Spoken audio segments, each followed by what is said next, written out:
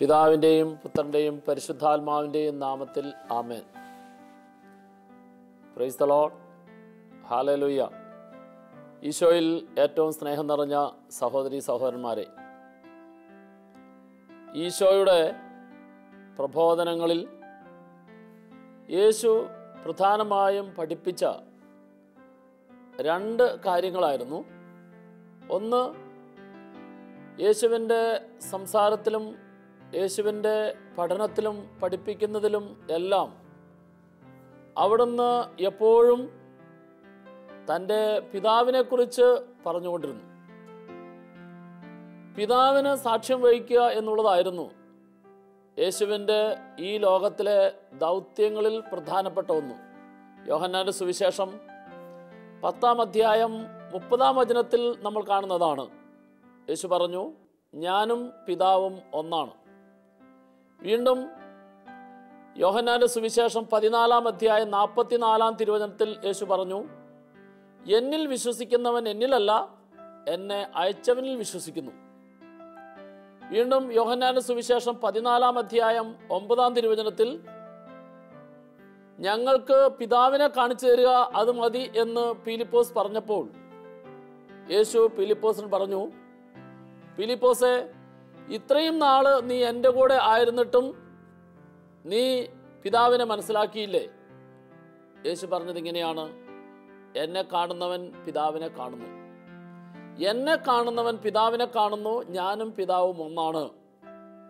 പിതാവായ ദൈവത്തെ യേശുക്രിസ്തുവിലൂടെ ലോകത്തിന് കാണിച്ചു കൊടുക്കുക എന്നുള്ളതായിരുന്നു യേശുവിൻ്റെ ദൗത്യത്തിലെ പ്രധാനപ്പെട്ട ഒരു കാര്യം. യേശുവിൻ്റെ പ്രബോധനത്തിൽ രണ്ടാമത്തെ കാര്യം, യേശു സ്വർഗരാജ്യത്തെക്കുറിച്ചാണ് പഠിപ്പിച്ചതിലെ പ്രധാനപ്പെട്ട സമയം മുഴുവനും അവിടുന്ന് ചെലവഴിച്ചത്. സ്വർഗരാജ്യത്തെക്കുറിച്ചുള്ള പഠനമായിരുന്നു യേശു ജനങ്ങൾക്ക് നൽകിയ, ജനത്തെ മനസ്സിലാക്കാൻ ശ്രമിച്ച പ്രധാനപ്പെട്ട ഒരു കാര്യം.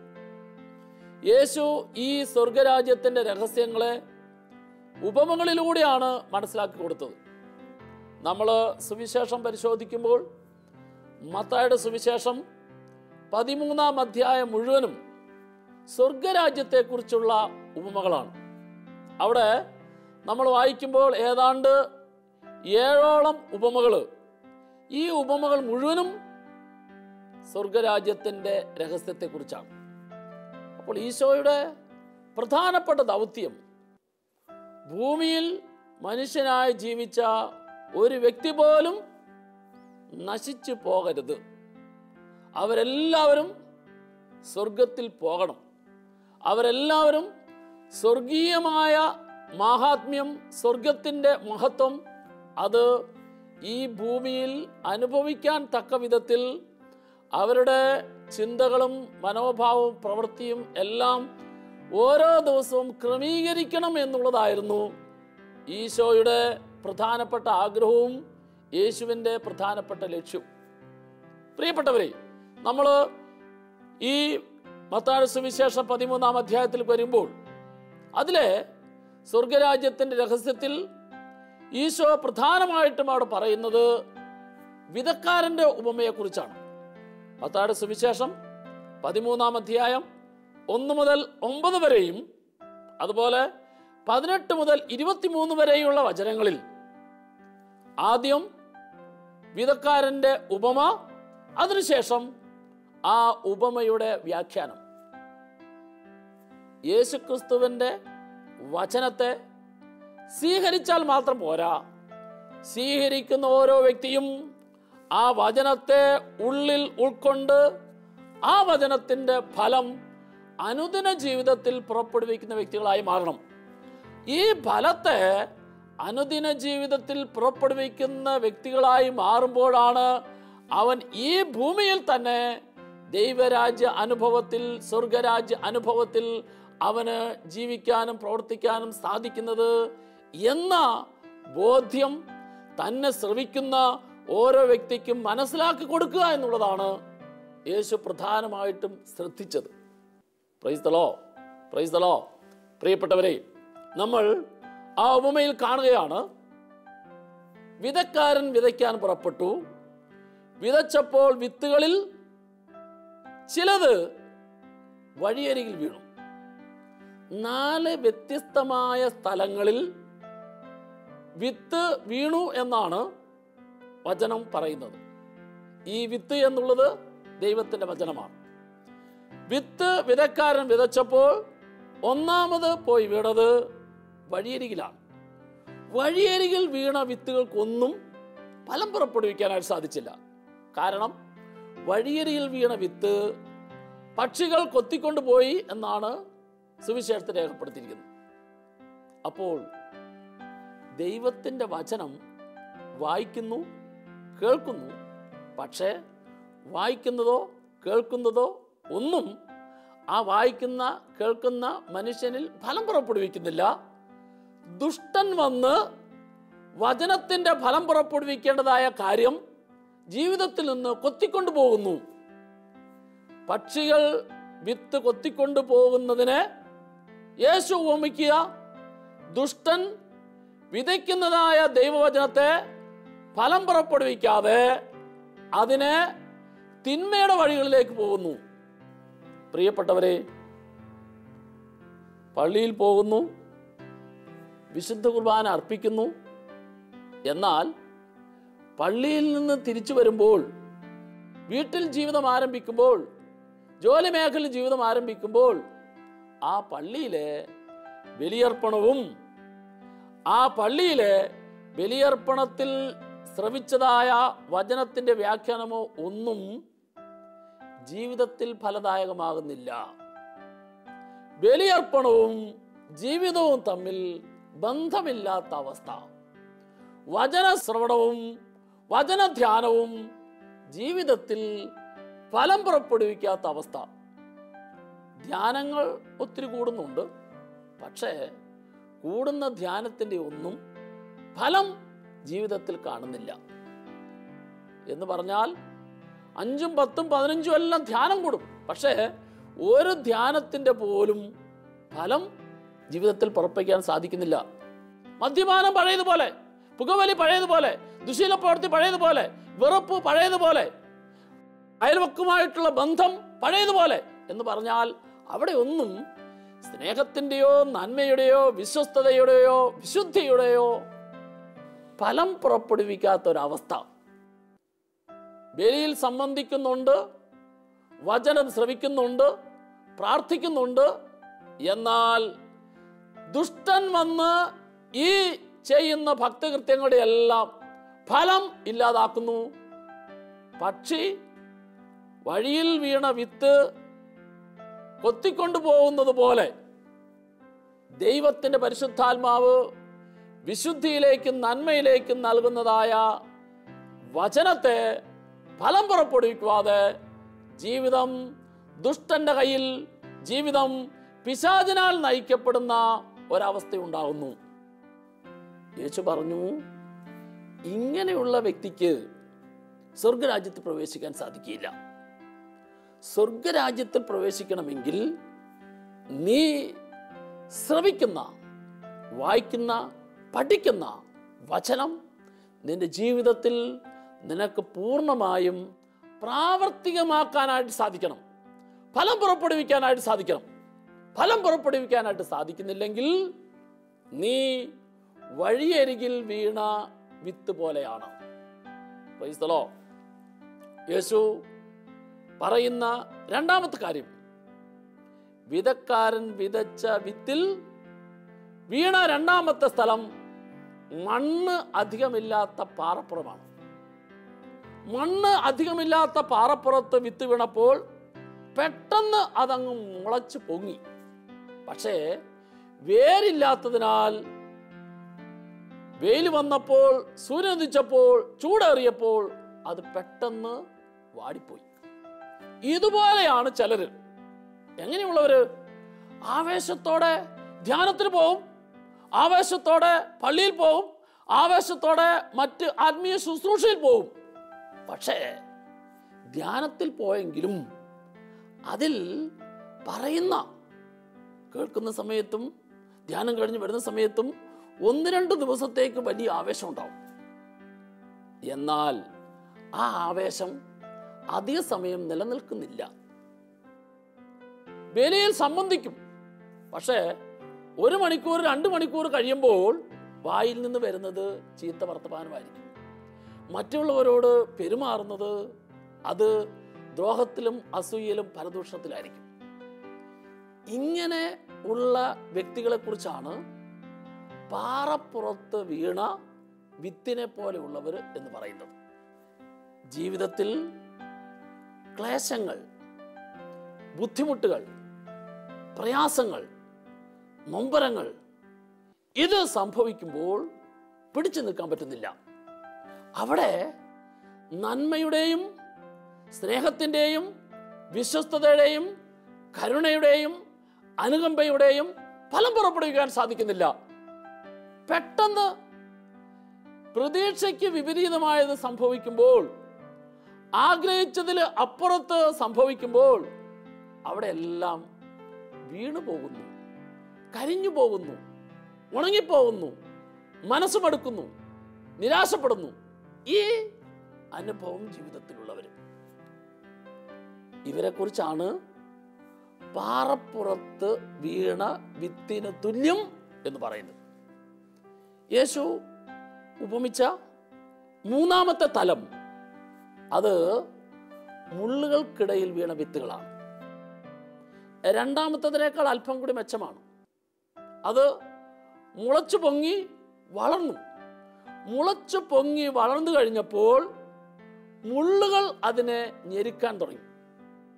മുള്ളുകൾ ഞെരുക്കാൻ തുടങ്ങിയപ്പോൾ അതിന് ഫലം പുറപ്പെടുവിക്കുന്ന അത്രയും വളരാൻ സാധിച്ചില്ല.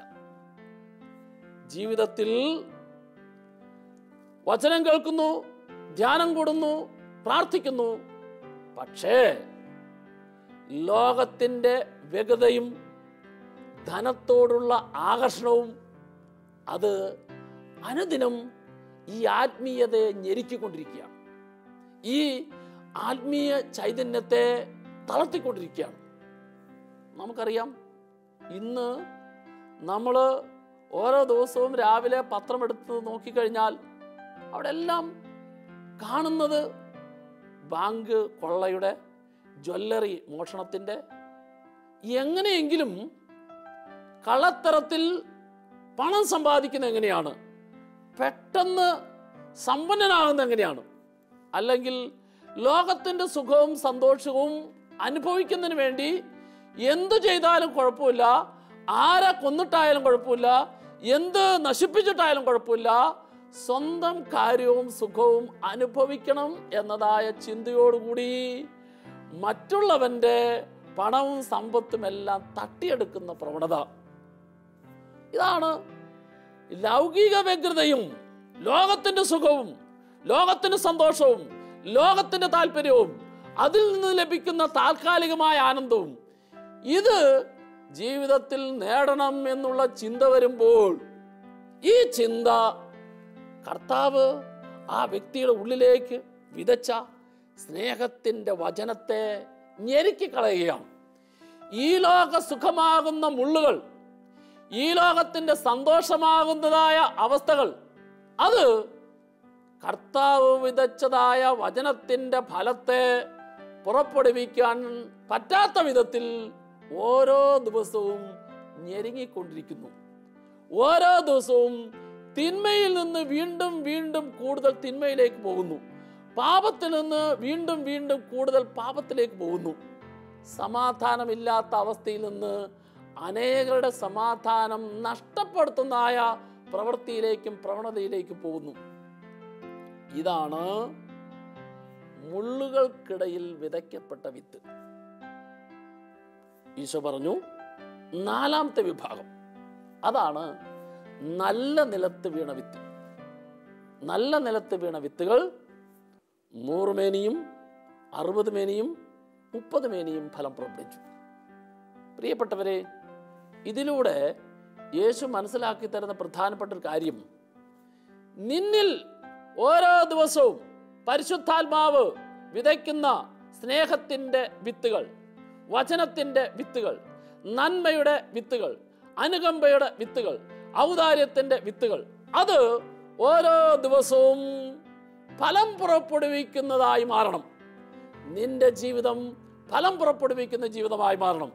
ഫലം പുറപ്പെടുവിക്കുന്ന ജീവിതമായി മാറണമെങ്കിൽ അവിടെ ദുഷ്ടന്റെ പ്രേരണയുണ്ടാകാം, ഈ ലോകത്തിൻ്റെതായ ബുദ്ധിമുട്ടുകൾ ഉണ്ടാകാം, ക്ലേശങ്ങൾ ഉണ്ടാകാം, ഒറ്റപ്പെടുത്തൽ ഉണ്ടാകാം, കുറ്റപ്പെടുത്തൽ ഉണ്ടാകാം, കളിയാക്കൽ ഉണ്ടാകാം, തെറ്റിദ്ധാരണ ഉണ്ടാകാം, ചെയ്യാത്ത കാര്യം ചെയ്തു എന്ന് പറഞ്ഞ് ചെയ്തതിൻ്റെതായ തിക്താനുഭവങ്ങൾ ഉണ്ടായി എന്ന് വന്നേക്കാം.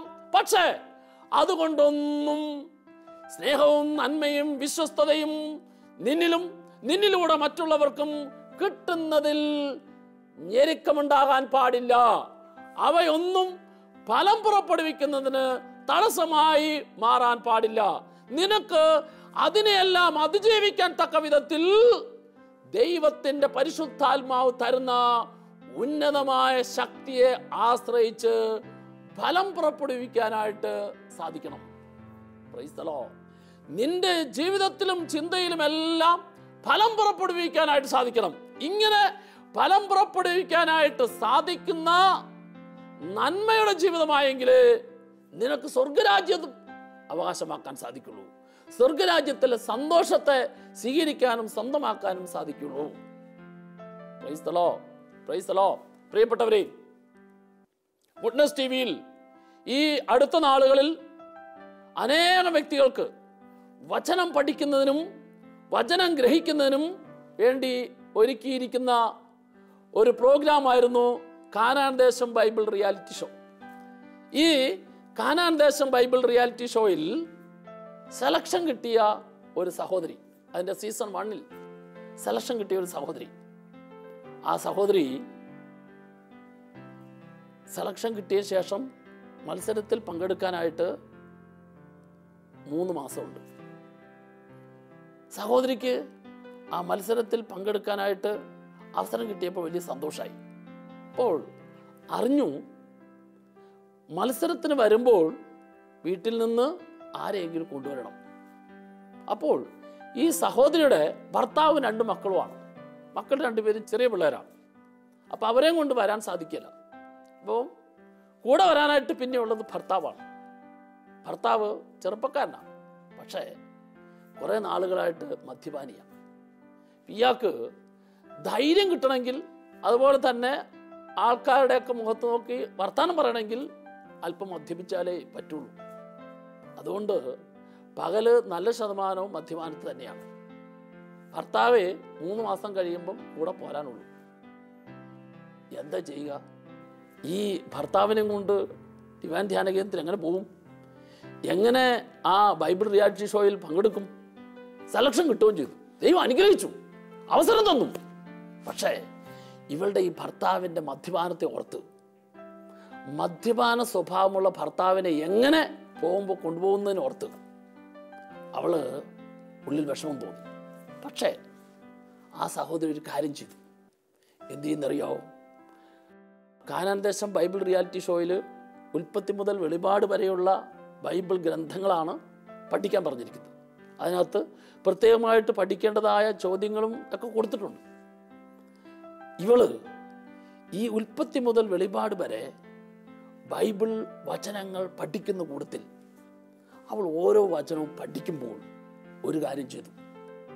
ഈ പഠിക്കുന്ന ഓരോ വചനവും നാളുകളായിട്ട് തൻ്റെ ഭർത്താവിനെ പിടികൂടിയിരിക്കുന്ന മദ്യപാനം എന്ന ദുശീലത്തിൻ്റെ ബന്ധനത്തിൽ നിന്ന്, ആ കെട്ടിൽ നിന്ന്, ആ പ്രവണതയിൽ നിന്ന്, ആസക്തിയിൽ നിന്ന് അയാളെ മോചിപ്പിക്കുന്നതിന് വേണ്ടിയിട്ട് ഓരോ വചനവും, അവൾ പഠിക്കുന്ന ഓരോ വചനവും അയാളിൽ മാനസാന്തരം ഉണ്ടായി കാഴ്ചവെക്കാൻ തുടങ്ങി. പ്രിയപ്പെട്ടവരെ, 3 മാസത്തെ സമയമുണ്ട് വചനം പഠിക്കാനായിട്ട്. ഉൽപ്പത്തി മുതൽ വെളിപാട് വരെ 73 പുസ്തകവും അതിലെ പ്രധാനപ്പെട്ട കാര്യങ്ങളും പഠിക്കണം. ഈ സഹോദരി ഈ 3 മാസത്തിനിടയിൽ ഓരോ പ്രാവശ്യവും വചനം പഠിക്കുമ്പോൾ ഓരോ വചനവും ഈ ഭർത്താവിൻ്റെ മാനസാന്തരത്തിന് വേണ്ടി, പ്രത്യേകിച്ച് ഭർത്താവിലുള്ള ഈ മദ്യപാന സ്വഭാവം പൂർണ്ണമായും മാറുന്നതിന് വേണ്ടി പൂർണ്ണമായും ഓരോ വചനത്തെയും കാഴ്ചവെച്ച് അവൾ പഠിച്ചുകൊണ്ടിരുന്നു. അത്ഭുതം എന്ന് പറയട്ടെ, കാനാൻ ദേശം ബൈബിൾ റിയാലിറ്റി ഷോയിൽ അവൾ പങ്കെടുക്കുന്നതിന് മുമ്പ് ഏതാണ്ട് ഒരു മാസം കൂടെ ബാക്കിയുള്ളപ്പം ഭർത്താവ് ഭാര്യയോട് പറഞ്ഞു, കുറേ നാളായിട്ട് ഞാൻ ആഗ്രഹിക്കുന്നു, എനിക്കറിയാം ഈ മദ്യപാനം എൻ്റെ ജീവിതത്തിൻ്റെ നാശമാണ്. അതുകൊണ്ട് നിനക്ക് ഏതായാലും ആ മത്സരത്തിൽ പങ്കെടുക്കാനായിട്ട് സെലക്ഷൻ കിട്ടിയിരിക്കുകയല്ലേ, നമുക്ക് ഒരു മാസം കഴിയുമ്പോൾ പോകണമല്ലോ. ഏതായാലും അതിനു മുമ്പ് 2 പേർക്കും കൂടി ഡിവൈനിൽ പോയൊരു ധ്യാനത്തിൽ കൂടാം. പ്രിയപ്പെട്ടവരെ, എന്ത് സംഭവിച്ചെന്നറിയാമോ? ഭർത്താവിൻ്റെ പ്രേരണയാൽ ഭാര്യയും ഭർത്താവും കൂടെ ഡിവൈൻ ധ്യാന കേന്ദ്രത്തിൽ മലയാള വിഭാഗത്തിൽ ഒരാഴ്ച വന്ന് ധ്യാനത്തിൽ കൂടി. ആ ധ്യാനത്തിൽ വെച്ച് ആ ഭർത്താവ് മദ്യപാനം പരിപൂർണമായിട്ടും ഉപേക്ഷിച്ചു.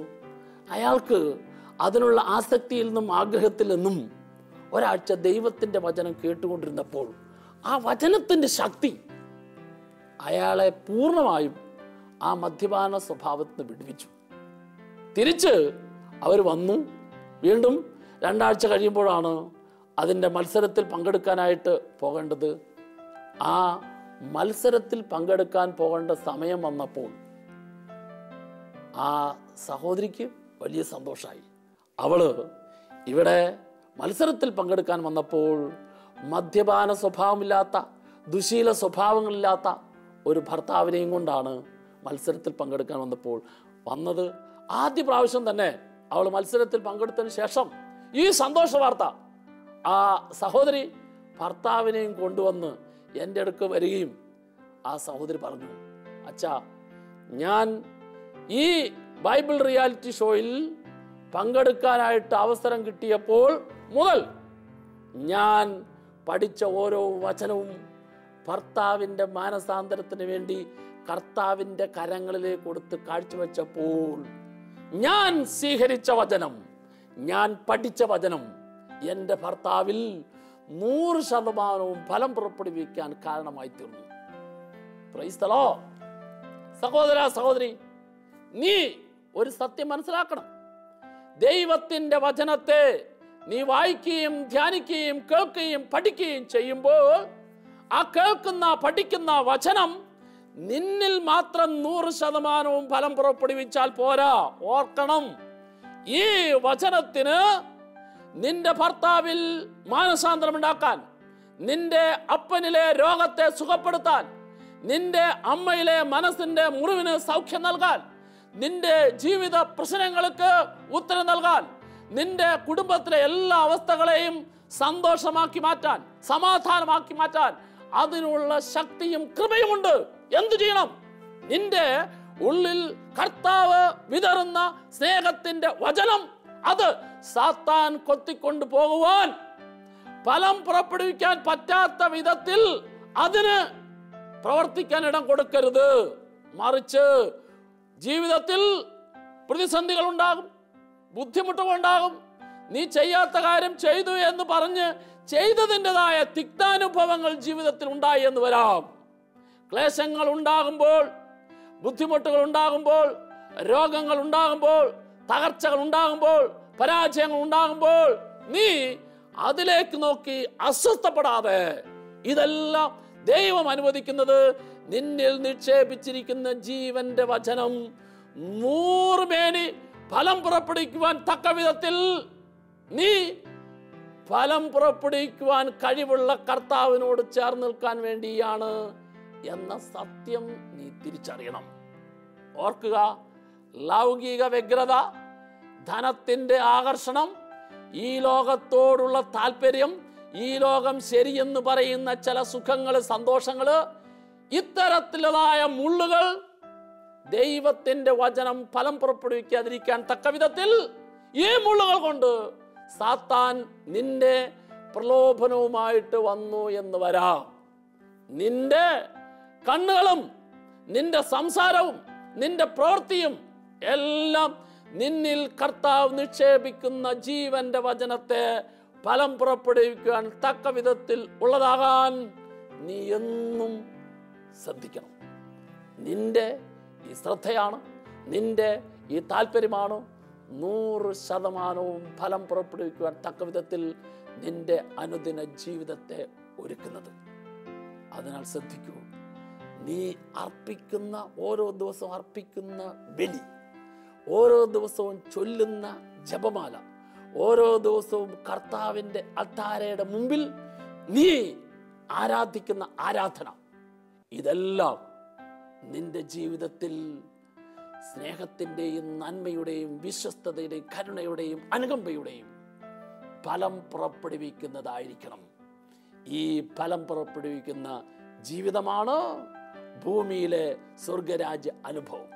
ഈ സ്വർഗരാജ്യ അനുഭവത്തെ നീ സ്വന്തമാക്കണം എന്നുള്ളതാണ് നിന്റെ കർത്താവിൻ്റെ ആഗ്രഹം. ഈ ആഗ്രഹം ഓരോ ദിവസവും നിന്റെ ജീവിതത്തിൽ അനുഗ്രഹമാകട്ടെ.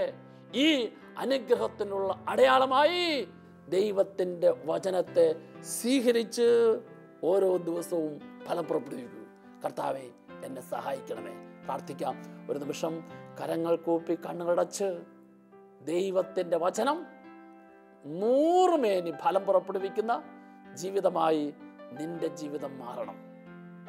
കർത്താവ് ഇന്ന് ദിവസത്തിൻ്റെ 24 മണിക്കൂറും ടെലിവിഷനിലൂടെ ആത്മീയ പ്രചോദനം നൽകുന്ന ജീവന്റെ വചനത്തെ നിന്റെ കൺമുമ്പിൽ, നിന്റെ വീട്ടിൽ കർത്താവ് തുറന്ന് തരികയാണ്.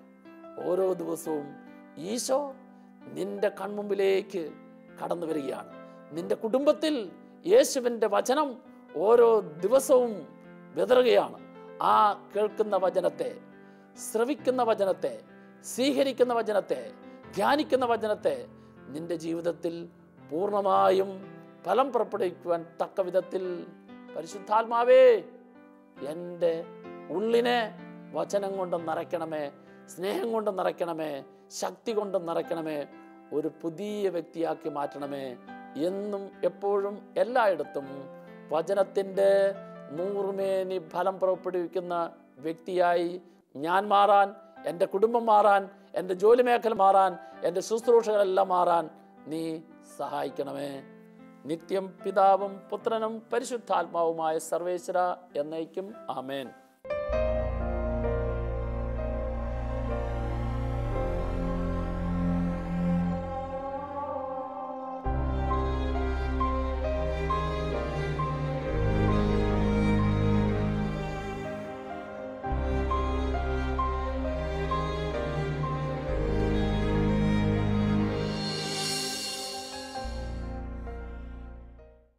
വിശദ വിവരങ്ങൾക്ക് director, divine vision, divine retreat centre, Muringoor, Chalakudy 680316, Kerala, south India. Telephone 0091 480 270 8098, 0091 480 270 2613, fax 0091 480 270 8097, email mail.divintv@gmail.com, website www.drcm.org.